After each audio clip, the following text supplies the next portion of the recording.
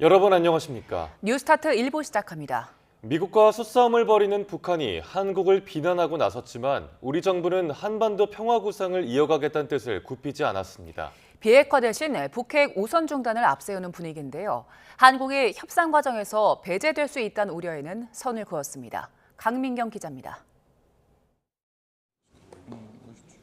북한 김여정 노동당 총무부장이 한국을 노골적으로 조롱한 담화를 냈지만 통일부는 평화 공존 정책을 일관되게 추진하겠다는 입장을 재확인했습니다.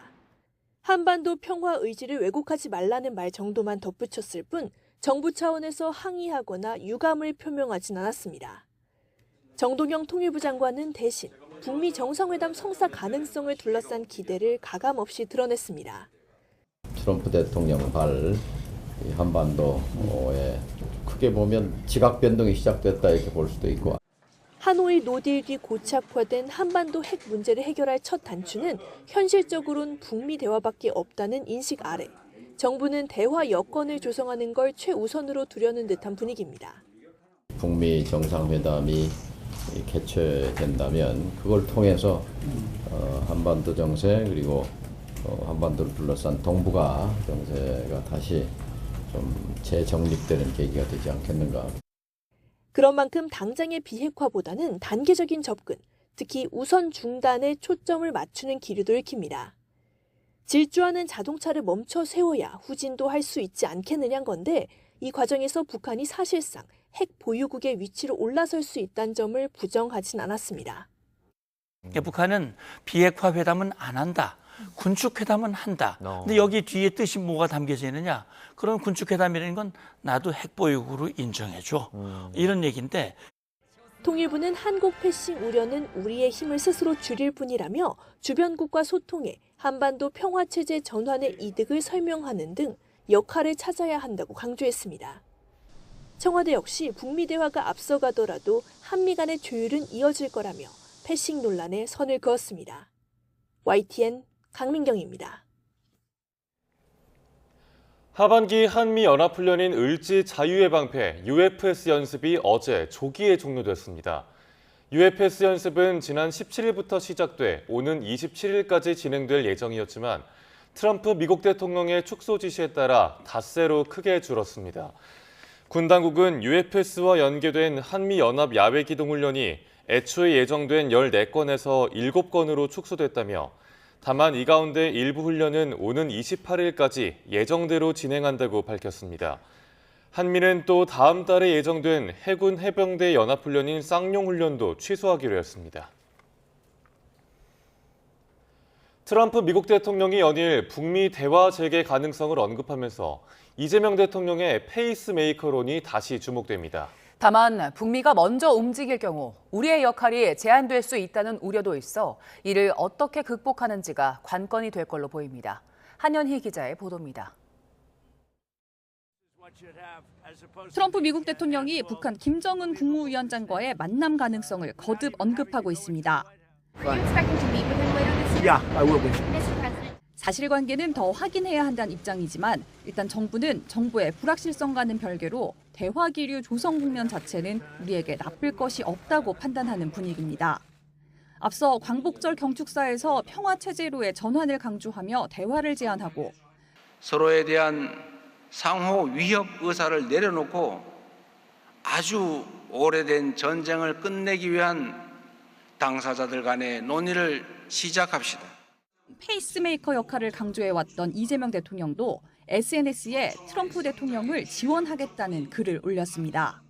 하지만 북한 김여정 부장이 이 같은 구상을 정면으로 비판하면서 북미가 직거래 가능성이 높아졌고 한국이 소외될 수 있다는 이른바 패싱 우려도 함께 커졌습니다.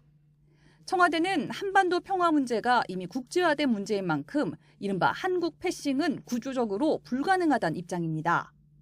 국제화된 문제라는 것이 관련된 당사자들이 적극적으로 다 함께 지혜를 모아야 되는 그런 구조라는 것이죠. 가장 중요한 한미 간의 동맹 간의 긴밀한 협의 조율은 굉장히 중요하고요. 그런 것들은 끊임없이 이루어지고 있다는 점을 분명히 말씀드리고요. 다만 북미가 먼저 협상 테이블을 마주하게 될 경우 한국이 협상 전면에 나서기는 쉽지 않습니다. 또 트럼프 대통령이 북한 비핵화보다 노화 성사 자체에 목표를 둘 가능성도 있는 만큼 우리의 이해관계를 어떻게 협상 과정에 반영할지도 과제입니다. 트럼프의 불확실한 행보와 북한의 통미봉남 시도 속에서 이재명 정부가 줄곧 강조해온 페이스메이커 외교력이 어떤 식으로 전개될지 관심을 모으고 있습니다.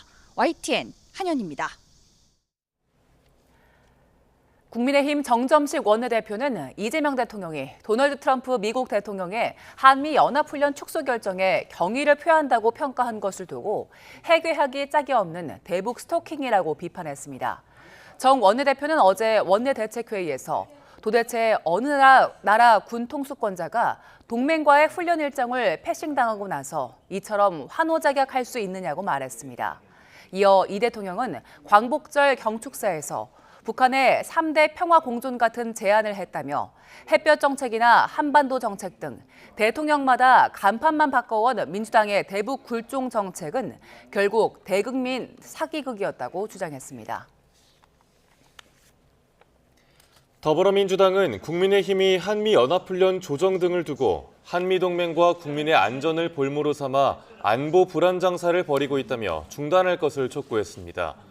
한병도 원내대표는 어제 최고위원회의에서 국민의힘 장동혁 대표가 트럼프 대통령의 결단에는 아무 말도 못하면서 같은 목표를 갖고 한미 공조를 강화하려는 이재명 대통령만 막말로 공격하고 있다고 비판했습니다. 박선원 최고위원도 국민의힘이 한미동맹이 강화되는 현실을 부정하고 싶어 안보를 공포조장의 수단으로 쓰고 있다고 지적했습니다. 신형 무기 개발에 집중해온 북한이 최근엔 초대형 방사포를 전방에 배치할 가능성까지 제기되고 있습니다. 앞으로 미국과의 핵 협상을 틈타 우리를 겨냥한 전술핵 위협을 고도화할 수 있다는 우려도 나옵니다. 김혜은 기자의 보도입니다. 북한은 지난 2023년 핵 무력 정책을 헌법에 반영했다고 대대적으로 선전했습니다. 현대적인 핵무력 건설과 공화국 무장력의 시대적 사명에 관한 국가활동 원칙을 사회주의 헌법에 고착시키는 것이 가지는 중대한 의의에 대하여 언급했습니다. 이후 전술 유도무기인 KN-23과 KN-24, 600mm 초대형 방사포인 KN-25 등 이른바 단거리 탄도미사일 3종 세트에 대한 시험 발사를 계속했습니다. 수백 킬로미터의 사거리로 남한 전역을 겨냥했는데 여기에 전술핵을 탑재하겠다고 위협해왔습니다. 올해 초에는 이 미사일의 전방 배치를 강하게 시사했는데 안규백 국방부 장관도 이를 부인하지 않았습니다. 배치가 완료된 것이 아니고 배치가 앞으로 예상이 된다. 그래서 우리가 준비를 해야 된다. 이런 취지를 말을 했습니다. 사거리 400km를 넘는 600mm 초대형 방사포는 특히 발사관을 6개까지 늘려 순식간에 여러 발을 발사할 수 있는 위협적인 무기체계입니다. 탄두에 전술핵인 화산 31을 실제로 탑재했는지는 명확하지 않았지만 북한이 그동안 관련 시험을 지속해온 만큼 우려는 큰 상황입니다.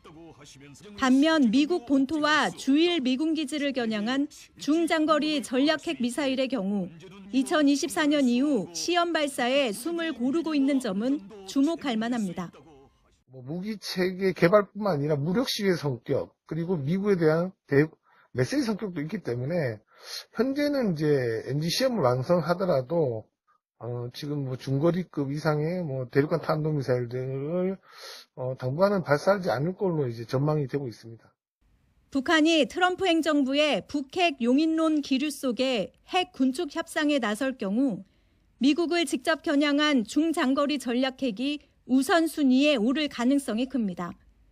그런 만큼 북미 협상이 재개될 경우 적대 기조를 이어오고 있는 북한의 무시 전략, 즉 코리아 패싱이 현실화하지 않도록 상황을 관리하는 건 역시 중요한 과제로 떠오를 전망입니다. YTN 김혜은입니다. 청와대가 대법관 후보 서면 제청을 두고 헌정사에서 전례 없는 일방적인 통보였다며 사안을 엄중하게 보고 있다고 재차 밝혔습니다. 이전 관례와 법리를 검토하며 대응 방안을 고민하고 있다는 입장인데요. 재제청 가능성도 거론되고 있습니다. 임혜진 기자입니다. 서면제청 논란이 불거진 지 이틀 만에 첫 공식 메시지를 낸 청와대는 이튿날에도 비슷한 입장을 거듭 밝혔습니다. 네, 저희들은 차분하지만 매우 이거는 엄중한 사항으로 보고 있습니다. 전례가 없었던 어떤 헌정사 초유의 사항이라고 인식하고 있고요. 일반적인 협의 절차를 모두 건너뛰었다며 재차 불편한 심기를 드러냈습니다. 이거는 이제 협의를 건너뛰고서 어떤 대통령의 임명권을 존중하지 않는 그런 어떤 일방 통보 절차였다는 점에서 면담을 거부당해 서면 제청을 할 수밖에 없었다는 취지의 법원 행정처장 주장도 정면으로 반박했습니다. 대법원 측에서는 협의가 되면은 만날 수 있느냐라는 이제 문의가 있었는데요. 네. 여기에 대해서 협의가 되면 그때 논의하자라는 어떤 일반적인 답변을 한 것에 불과한데요. 서면 제청 방식에 대해 민정수석과의 합의가 있었다는 주장에 대해서도 일반적인 사항을 논의했을 뿐 구체적인 제청 방식에 대해선 협의 자체가 없었다고 말했습니다. 청와대가 연일 불쾌감을 드러내고 있는 만큼 손봉기 대구지법 부장판사에 대해 재제청을 요구할 수 있다는 전망에 무게가 실리고 있습니다. 이 경우 손 부장판사는 청문회 전에 낙마하는 최초의 대법관 후보자가 됩니다. 다만 청와대는 관련 질문에 매우 중대한 사안인 만큼 관례와 법률적인 부분을 꼼꼼히 들여다본 뒤 판단을 하겠다며 원칙적인 답변을 내놨습니다. 국회에 보내는 임명동의안 제출 기한이 정해져 있지 않다 보니 청와대는 한동안 숙고를 이어갈 거로 보이는데 당장 다음 달 이흥구 대법관이 퇴임이라 대법관 공백으로 이어질 거란 전망도 나옵니다. YTN 임혜진입니다. 이런 가운데 국회 법제사법위원회가 조희대 대법원장을 오는 31일 긴급 현안 질의 증인으로 출석하도록 하는 안건을 더불어민주당 등 범여권 주도로 의결했습니다. 민주당 소속 서영교 법사위원장은 어제 전체 회의에서 장기간 공석이었던 대법관 후보 제청 과정과 김건희, 한덕수, 이상민 사건의 대법원 전원합의체 회부 사유 등을 묻기 위해 조 대법원장의 출석을 요구한다고 밝혔습니다. 법사위는 또 대법관 후보자들에게 사퇴를 종용하는 전화를 했다는 의혹과 관련해 노경필 법원 행정처장에 대한 증인 출석 요구안도 함께 의결했습니다. 국민의힘은 증인 출석 요구에 이의를 제기하며 표결에 참여하지 않고 퇴장했습니다. 국회 법사위 소속 국민의힘 의원들은 대법관 후보 서면 제청 논란과 관련해 더불어민주당이 조희대 대법원장의 증인 출석 요구 안건을 의결하자 사전 탄핵 청문회라고 비판했습니다. 법사위 야당 간사인 박형수 의원 등은 어제 기자회견을 열고 대법관 제청의 정확한 경위를 밝히려면 대법원장이 아닌 이재명 대통령이 증인으로 나와야 한다고 말했습니다. 이어 사법부 수장을 증언대에 세우겠다는 것 자체가 헌법이 대법원장이 맡긴 제청권 행사를 국회가 사후신문하겠다는 거라며 급한 건 대법원장 소환이 아니라 청와대의 임명동의안 제출이라고 강조했습니다. 이렇게 조희대 대법원장이 새 대법관 후보들의 임명 제청을 서면으로 한 사실이 알려진 뒤에 여권을 중심으로 탄핵 필요성이 제기되고 있습니다. 조 대법원장의 제청권 행사가 적절했는지가 쟁점인데요. 법조계에서는 현실적으로 쉽지 않을 거란 기류가 더 우세해 보입니다. 신기혜 기자가 보도합니다. 여권을 중심으로 연일 조희대 대법원장을 향해 탄핵을 포함한 날선 비판이 이어지고 있습니다. 후임 대법관 서면 제청이 그간 관례를 깼다는 건데 조 대법원장은 거듭된 질문에도 별도 입장 없이 침묵을 유지했습니다. 이제 제청 후보 관리하면 어떻게 하실 건가요? 헌법 65조는 직무집행 과정에서 헌법과 법률을 위배했을 때 법관을 탄핵할 수 있다고 규정합니다. 또 대법관 임명과 관련해 헌법은 대법원장에게는 제청권, 대통령에게는 임명권, 국회에는 임명 동의권을 각각 부여하고 있습니다. 종합하면 조 대법원장의 제청권 행사가 적절했는지가 논쟁의 핵심인데 일각에서는 조 대법원장이 5개월간 제청을 미룬 것부터가 제청권 남용이라고 주장합니다. 하지만 법조계에서는 제청의 방식이 법에 구체적으로 정해져 있지 않은 만큼 탄핵은 어려울 거란 시각이 지배적입니다. 헌법에서 그 협조하라는 그런 말이 있는 것도 아니고 협의하라는 말이 있는 것도 아니고 대법원장이 그 대법관 임명 제청권을 행사하는 방식에는 제한이 없거든요. 애초 대법원과 청와대의 의견이 달랐던 만큼 남은 절차는 헌법에 정해진 대로 진행하면 되지 않겠느냐는 의견도 조심스레 나옵니다. 여당은 탄핵을 단독으로 추진할 수는 있지만 자진 사퇴를 압박하는 등 일단 신중한 모습인데 이와 같은 사정을 고려했기 때문이란 분석도 있습니다. 탄핵이 법적으로 어렵다는 걸 알면서도 사법부 압박에 나선 건 향후 있을 추가 대법관 인선과 대법관 증원을 고려한 신경전이 아니냐는 관측도 나옵니다. YTN 신계입니다. 이재명 대통령이 오는 25일 김민석 대표 등 더불어민주당 신임 지도부를 청와대로 초청해 만찬을 함께합니다. 청와대 관계자는 이같이 밝히고 김 대표와 한병도 원내대표를 비롯한 최고위원들과 주요 당직자들이 참석한다고 밝혔습니다. 이 대통령은 이 자리에서 신임 지도부와 상견례 인사를 나누고 국정과제 추진을 위한 입법 협조를 당부할 걸로 예상됩니다. 앞서 이 대통령은 지난해 8월에도 정청래 당시 대표 등 민주당 신임 지도부가 꾸려진 뒤 한남동 관저에서 만찬 회동을 한 바 있습니다. 이재명 대통령은 최근 경질한 여한구 통상교섭본부장 자리에 박정성 산업통상부 통상차관보를 임명했습니다.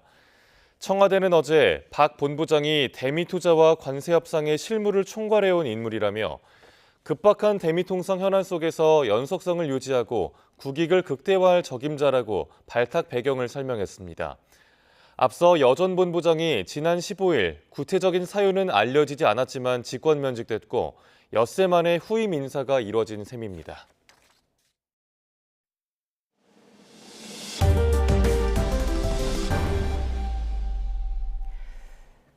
주말인 오늘 중부지방은 오전까지 비가 이어지겠고 남부지방은 폭염 속에 소나기가 내리겠습니다.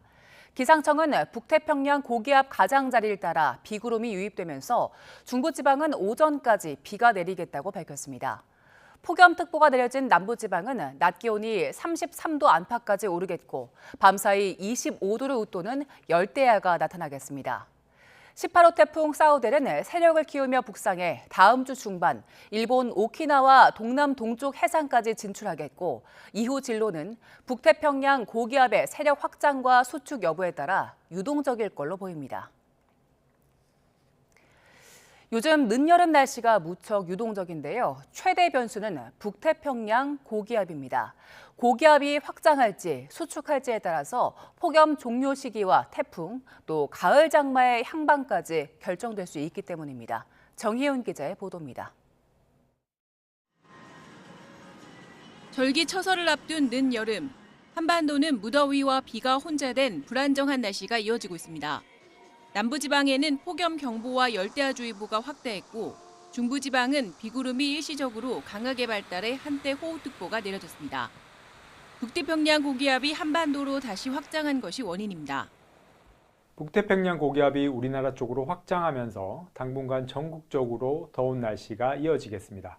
다만 고기압 가장자리에서는 비가 내륙 중심으로는 대기 불안정이 강화되면서 소나기가 이런 가운데 괌 북동쪽 해상에서 발생한 18호 태풍 사우델이 위험 요소입니다. 태풍 사우델은 다음 주 중반인 25일쯤 초속 45m 안팎의 매우 강한 태풍으로 발달해 일본 오키나와 동남동쪽 해상까지 북상할 것으로 보입니다. 이후 진로는 북태평양 고기압 세력에 따라 크게 엇갈립니다. 태풍이 직접 상륙하지 않더라도 고기압 가장자리를 타고 열대 수증기가 한반도로 밀려드는 데다 북쪽의 찬 공기와 충돌하는 경계면에서는 다시 장마철 같은 정체전선이 만들어질 수 있습니다. 이 또한 북태평양 고기압의 움직임이 가장 중요합니다. 북태평양 고기압이 수축하는 경계면을 따라 북쪽에 찬 공기가 파고들면서 가을 장마 형태의 정체전선이 발달할 수 있습니다. 여기에 태풍이 몰고 온 수증기가 더해질 경우 국지성 호우로 이어질 수 있어 주의가 필요하겠습니다. 특히 기나긴 폭염의 끝도 북태평양 고기압의 후퇴 속도에 달렸습니다. 더위와 호우, 태풍까지 복합 요소가 혼재된 가운데 당분간 한반도의 기상 상황은 롤러코스터처럼 변화가 더 커질 전망입니다. YTN 정혜윤입니다. 어제 오후 5시 10분쯤 경북 청도군 화양읍의 대구 방면 대구 부산 고속도로에서 2.5톤 냉동 탑차에 불이 났습니다. 불은 50분 만에 꺼졌지만 탑차와 실려있던 냉동 생선이 모두 탔습니다. 운전자는 엔진 출력이 떨어지며 하부에서 불이 나는 것을 확인하고 대피해 인명피해는 없었습니다. 사고 수습을 위해 터널 통행이 통제되면서 일대 5km 정도에 한때 정체가 빚어졌습니다. 소방당국은 자세한 화재 원인을 파악하고 있습니다. 어제 오후 4시 40분쯤 서울 논현동에 있는 지상 23층, 지하 4층짜리 호텔 지하에서 불이 나 1시간여 만에 꺼졌습니다. 이 불로 다친 사람은 없는 걸로 파악됐습니다. 소방당국은 호텔 지하 1층 배관실에 있는 배전반 케이블에서 불이 시작된 걸로 보고 정확한 화재 원인을 조사하고 있습니다. 노태우 전 대통령 비자금 의혹은 딸인 노소영 아트센터 나비관장의 세계 이혼 소송 과정에서 드러났습니다. 재판 증거로 처음 세상에 공개된 이른바 904억 원 메모의 진실이 검찰 수사로 밝혀질지 주목됩니다. 김희영 기자의 보도입니다. 이른바 노태우 비자금 의혹은 최태원 SK그룹 회장과 노소영 관장의 이혼 소송 과정에서 불거졌습니다. 노 관장이 증거로 낸 어머니 김옥숙 여사의 이른바 선경 300억 메모가 1조 원이 훌쩍 넘는 항소심 재산분할 판단의 결정적 근거가 된 겁니다. 자금이 최종현 SK 선대 회장에게 지원돼 그룹 성장의 바탕이 됐다는 노 관장 측 주장을 재판부가 받아들였고 최 회장 측은 반발했습니다. SK 역사가 전부 부정당하고 부강으로 저희가 사업을 키웠다라는 판결의 내용이 존재하고 있습니다. 이는 사실이 아닙니다. 이후 판단은 달랐습니다.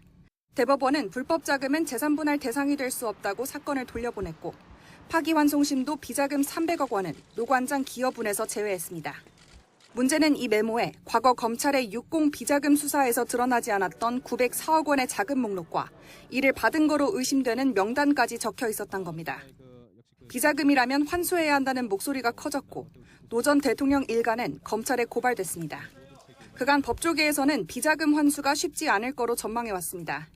노 전 대통령과 최 회장이 모두 사망한 데다 35년 전 자료, 특히 금융실명제 시행 이전 자금 흐름까지 추적해야 하기 때문입니다. 게다가 범죄수익 은닉죄의 공소시효는 7년, 이를 적용하려면 현재까지 이어진 은닉 행위가 확인돼야 합니다. 다만 최근 국회가 독립몰수제가 담긴 법 개정안을 통과시킨 점은 변수로 꼽힙니다. 유죄 판결 전이거나 당사자가 숨지고 공소시효가 지났더라도 일정 요건을 충족하는 중대 범죄 수익은 몰수할 수 있도록 한 겁니다. 검찰 수사 과정에서 904억 메모에 적힌 자금의 실체가 밝혀질지, 나아가 실제 환수까지 이어질 수 있을지 주목됩니다. YTN 김희영입니다. 불법 정치자금 수수 혐의로 1심에서 무죄를 선고받은 노웅래 전 더불어민주당 의원에 대해 2심에서도 무죄가 유지됐습니다. 서울중앙지방법원은 어제 정치자금법 위반 혐의로 기소된 노 전 의원의 항소심에서 1심과 같이 무죄를 선고했습니다.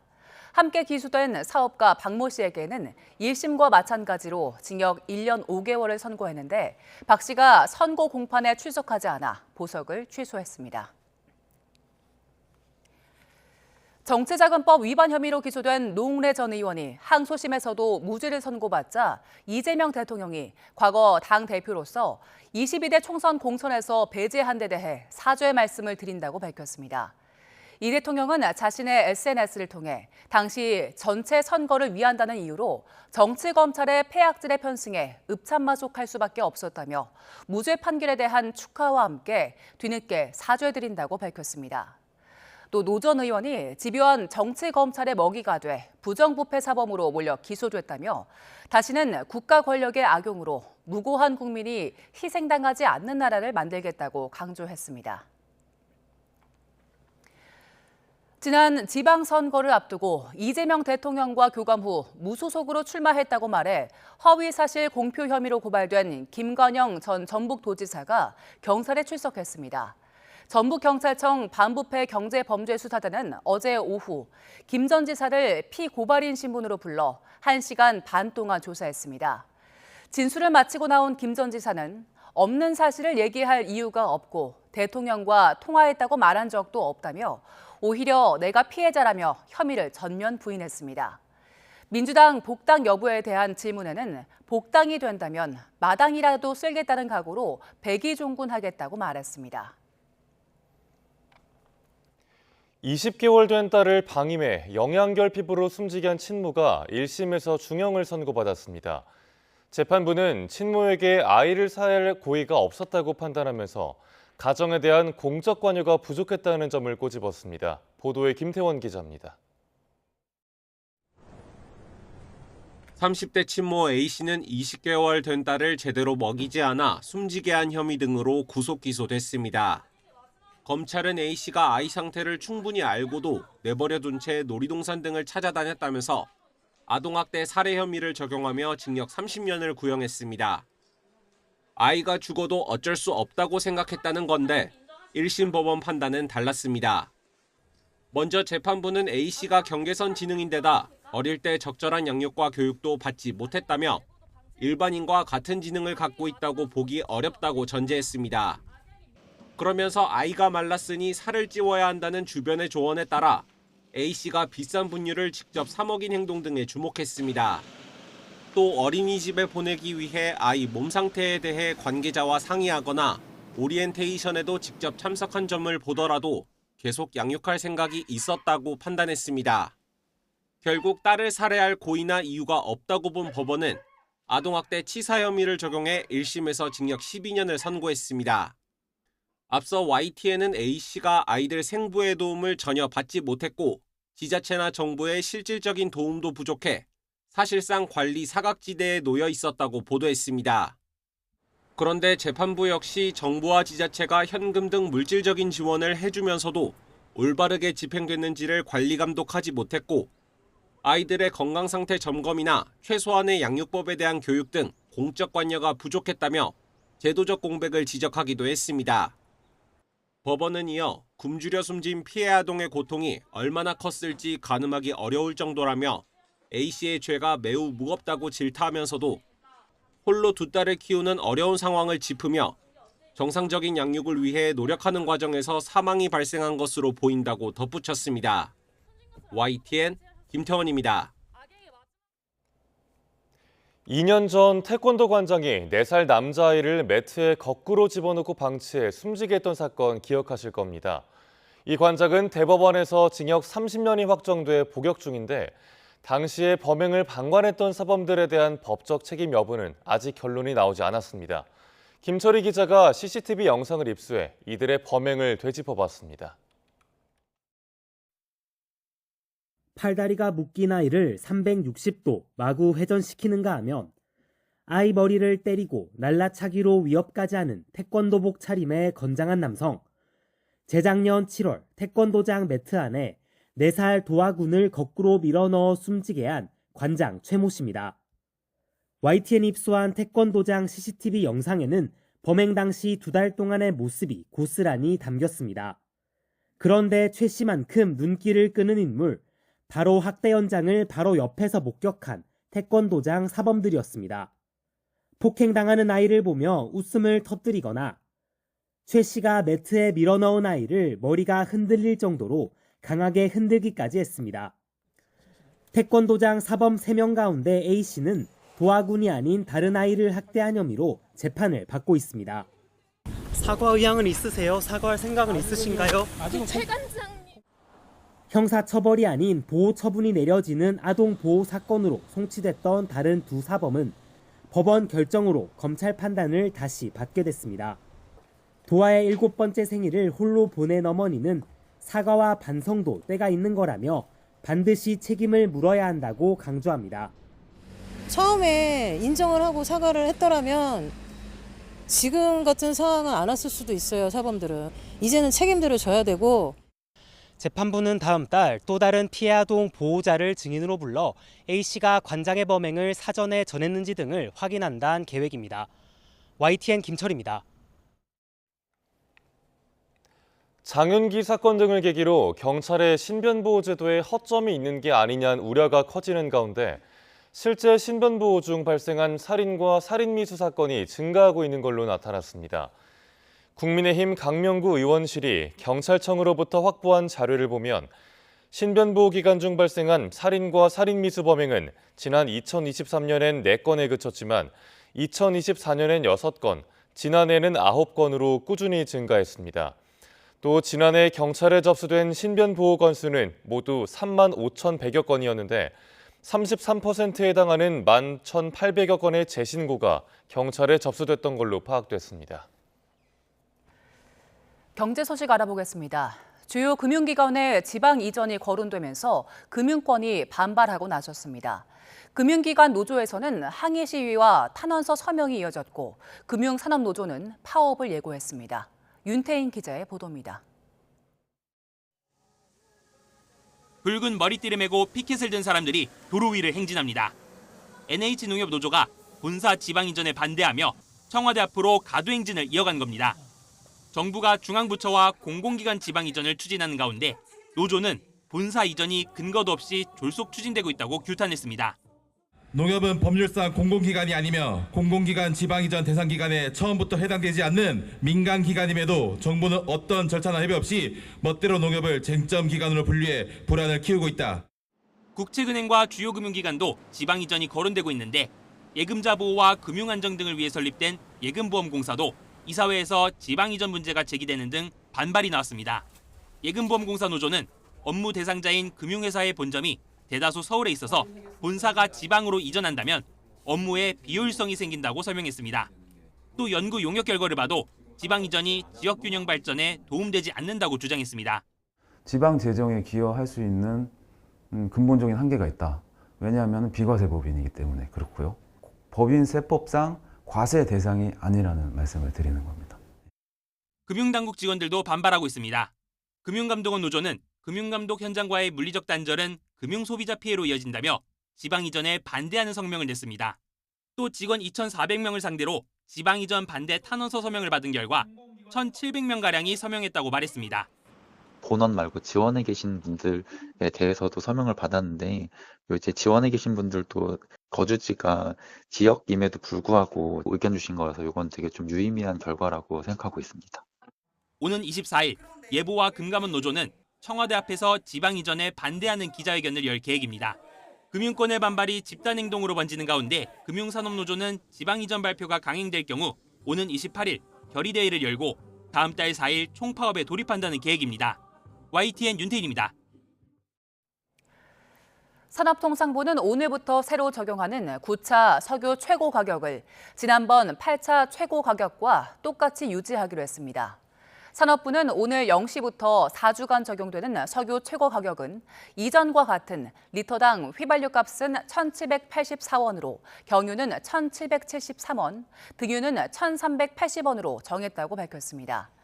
산업부는 미국과 이란 사이 대치가 이어지며 중동 지역의 불확실성이 재차 확대돼 한때 배럴당 70달러까지 떨어졌던 국제유가가 최근 브렌트유를 기준으로 90불대까지 오른 여건 등을 고려했다고 설명했습니다.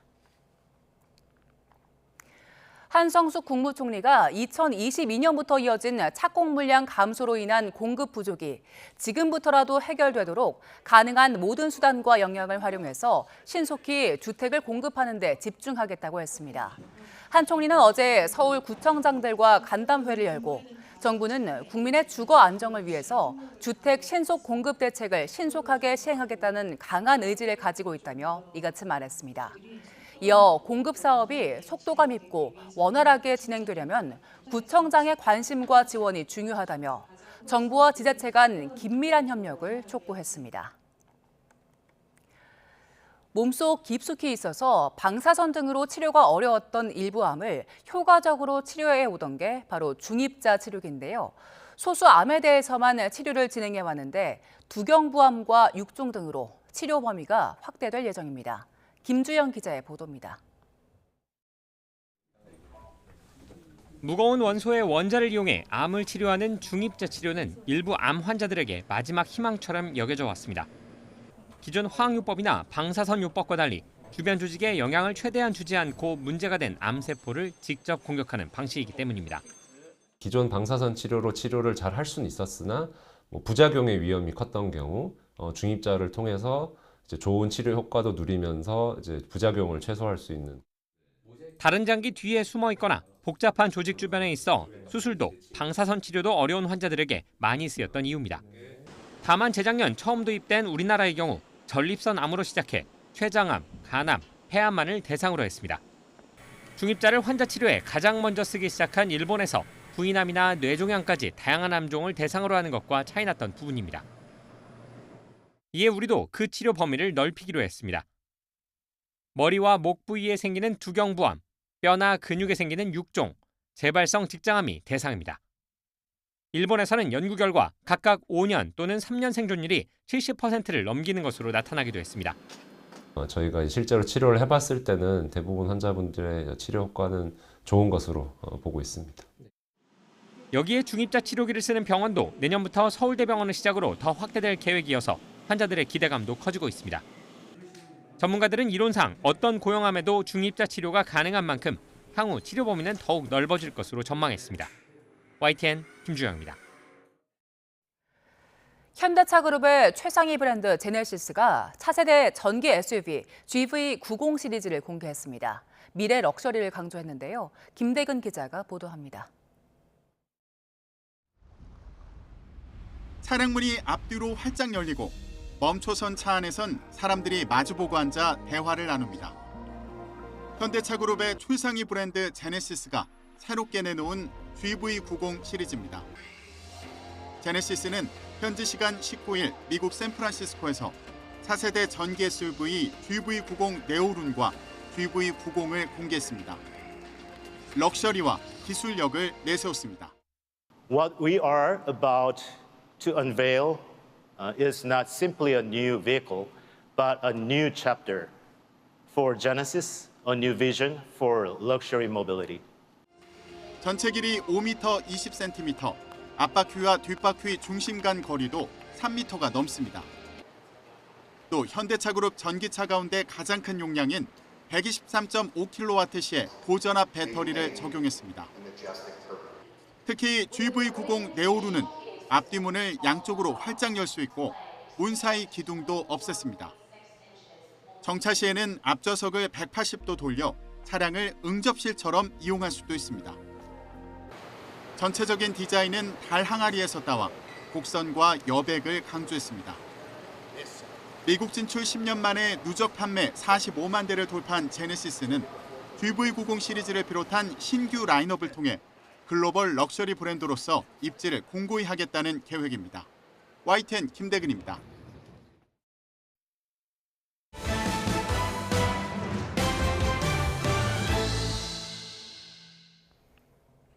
네, 국제뉴스 알아보겠습니다. 이스라엘과 튀르키예 간의 갈등이 심상치 않습니다. 단순한 말싸움 수준을 넘어서 최근에는 무력 충돌 가능성까지 거론되고 있는데요.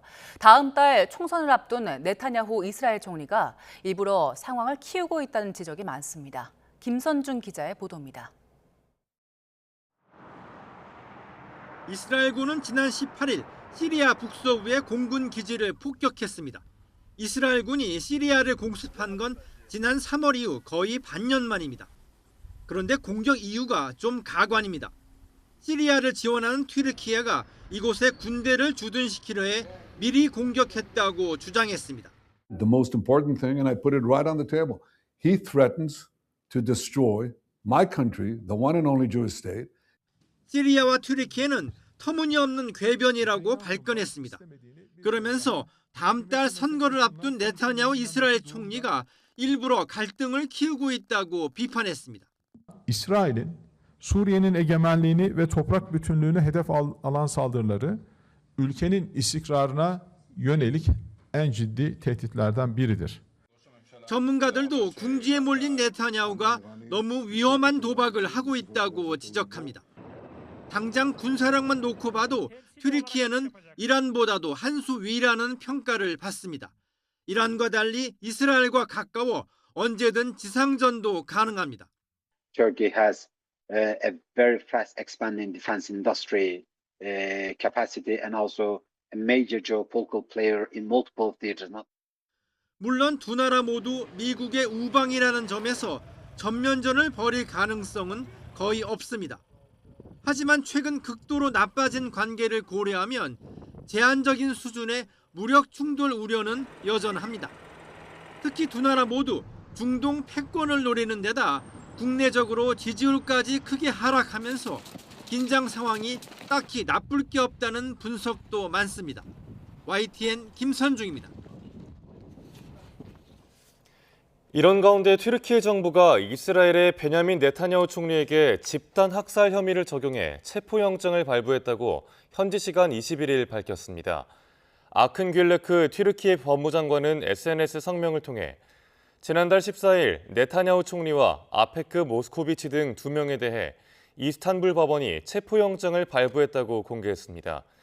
이어 이 영장을 근거로 국제형사경찰기구 인터폴에 적색 수배를 요청했다고 설명했습니다. 유럽 대륙을 덮친 기록적 폭염과 가뭄 탓에 각국의 원전 가동이 감축되거나 중단되고 있습니다. 농업 생산에도 타격을 주면서 국제 곡물 가격이 2년 만에 최고치를 기록했습니다. 김잔디 기자의 보도입니다. 다뉴브 강변에 위치한 헝가리 유일 원자력 발전소인 팍소 원전. 가동을 시작한 지 44년 만에 처음으로 전면적으로 가동을 중단했습니다. 유럽 전역을 강타한 폭염과 가뭄으로 다뉴브강 수위가 기록적으로 낮아져 원전 냉각 시스템을 정상적으로 운영하기 어렵기 때문입니다. Ez azt eredményezi, hogy vasárnap éjféltől legkésőbb elkezdhetik a Paksi atomerőműben visszakapcsolni a jelenleg kikapcsolás alatt lévő 6 turbinát ütemezetten. 루마니아 역시 원전 가동을 전면 중단했고 프랑스와 불가리아는 감축 운영에 들어갔습니다. 유럽을 덮친 가뭄은 농작물 생산에 가장 큰 타격을 줬습니다. 프랑스 농업부는 올해 곡물용 옥수수 생산량이 약 900만 톤으로 46년 만에 최악의 수확량을 기록했다고 밝혔습니다. 전 국토의 60%가 가뭄 영향권에 든 이탈리아는 옥수수와 쌀의 수확량이 30% 이상 줄었고 라인강의 수위가 떨어진 독일 농가의 피해도 극심합니다. Aber dass da 2 Monate eigentlich auch kein Niederschlag bei uns in der Region war, das war katastrophal, vor allem fürs Getreide. Wir haben mit die schlechtesten Getreideerträge seit Aufzeichnung. 시카고 상품거래소의 밀과 대두 선물 가격은 2024년 5월 이후 약 2년 만에 최고치를 기록했습니다. 곡물과 채소뿐 아니라 낙농가들은 젖소가 열 스트레스를 받으면서 우유 생산량이 줄었고 양계장에서는 닭 폐사가 급증했다고 밝혔습니다. 전문가들은 국제 곡물과 낙농품 가격 급등이 하반기에 더 심각해져 내년 초까지 이어질 것으로 전망했습니다. YTN 김잔디입니다. 기후위기는 전 지구에 다양한 방식으로 악영향을 미칩니다. 극지방에서 녹은 빙하 때문에 조금씩 하루가 길어지는 현상까지 나타나고 있는데요. 고한석 기자가 보도합니다. 김연아 선수의 우아한 점프. 공중에선 팔을 오므려 빠르게 돌다가 착지하면서 두 팔을 활짝 벌립니다. 팔을 벌리는 건 각 운동량 보전 법칙을 활용해 회전 속도를 줄이기 위해서입니다. 이 물리 법칙은 지구에도 적용됩니다. 지구 온난화로 녹아내리는 극지방의 거대한 빙하. 그 물이 적도로 퍼져나갑니다. 피겨 선수가 팔을 벌리는 것처럼 지구의 질량이 적도 쪽으로 재분배되면서 지구의 회전, 즉 자전 속도가 느려집니다. 이 같은 현상에 대한 연구는 활발합니다. 기후위기로 지구 자전이 100년에 1.33밀리초 느려지고 있다는 구체적인 수치가 나왔습니다. 온실가스 배출을 제어하지 못하면 2100년까지 감속률은 2배 증가합니다. 1.33밀리초는 인간이 체감할 수 없을 정도로 미세하지만 초정밀 기기들에는 문제를 일으킵니다. 우선 세슘 원자의 진동수로 시간을 측정하는 원자시계와 지구 자전 속도 사이 오차가 벌어집니다. 이 미세한 시간 차이로 위성 항법 장치의 위치 정보가 틀릴 수 있습니다. 매우 정밀해야만 하는 우주항공, 초단위 금융거래, AI 데이터 전송 등에도 오류가 커집니다. 느려진 시간을 반영해 오차를 수정하는 것도 난제입니다. It's very hard to get all the computers in the world to know about this at the right time. Since it's never been done in the other direction, people are quite concerned that things won't be synchronized. 인류가 배출한 온실가스와 환경오염으로 인한 기후위기, 이제는 문명을 떠받치는 표준시까지 위협하고 있습니다. YTN 관석입니다. 그룹 빅뱅이 데뷔 20주년을 맞아 월드 투어에 막을 올렸습니다. 빅뱅 이름으로 9년 만에 열린 단독 콘서트로 공연장 안팎은 뜨겁게 달아올랐습니다. 김승환 기자가 현장에 다녀왔습니다. 붙어라 모두 모여라 We gon' party like 빅뱅이 다시 돌아왔다는 문구와 함께 공연장 앞에서 인증사진을 남기고 빅뱅의 상징 노란색 응원봉 뱅봉을 들고 즐겁게 손도 흔듭니다. 2017년 이후 9년 만에 빅뱅 이름으로 열리는 단독 콘서트.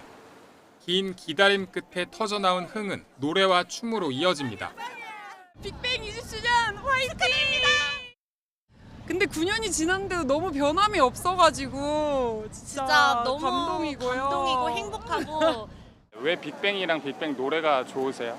말이 필요한가요? 국경을 넘어온 팬들도 곳곳에서 눈에 띕니다. 일본과 중국 등 해외 팬들 역시 손꼽아 기다린 빅뱅과의 재회를 앞두고 한껏 들뜬 모습입니다. 这次回归 VIP 们真的是等太久了，我们真的等很久。VIP 最擅长就是等待了，快点回来，我们要见面了。 공연 시작까지 1시간 반 정도 남았는데요. 공식 굿즈를 사려는 팬들로 이렇게 긴 줄을 늘어서 있어서 일부 팬들은 발길을 돌려야 했습니다. 20년이 흘러도 식지 않은 팬덤의 열기 속에 빅뱅은 다시 세계로 향합니다.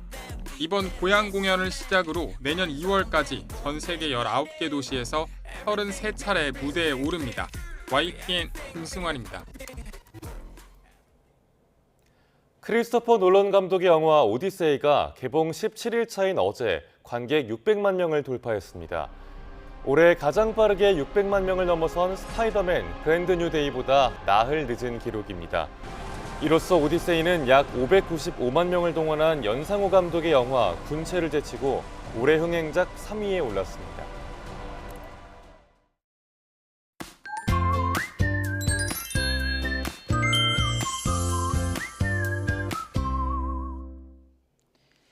현재 경기와 강원을 중심으로 강한 비가 지나고 있습니다. 특히 여주와 수원에는 시간당 40mm 안팎의 세찬 비가 내리고 있는데요.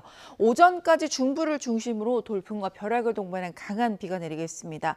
서해 5도에는 최고 100mm, 그 밖에 중부에는 5에서 60mm가 예상됩니다. 낮부터는 대부분 지방에 소나기가 내립니다. 양은 5에서 60mm 정도로 강우량의 편차가 클 것으로 보입니다. 현재 기온 살펴보면 서울이 25.2도, 창원 26.8도로 곳곳에서 밤사이 열대야가 나타났습니다. 낮에는 늦더위가 이어집니다. 서울이 30도, 청주 33도, 창원 34도까지 오를 것으로 보입니다. 날씨였습니다. 뉴스타트 1부 마칩니다. 잠시 후 2부가 이어집니다. 시청해주신 여러분 고맙습니다.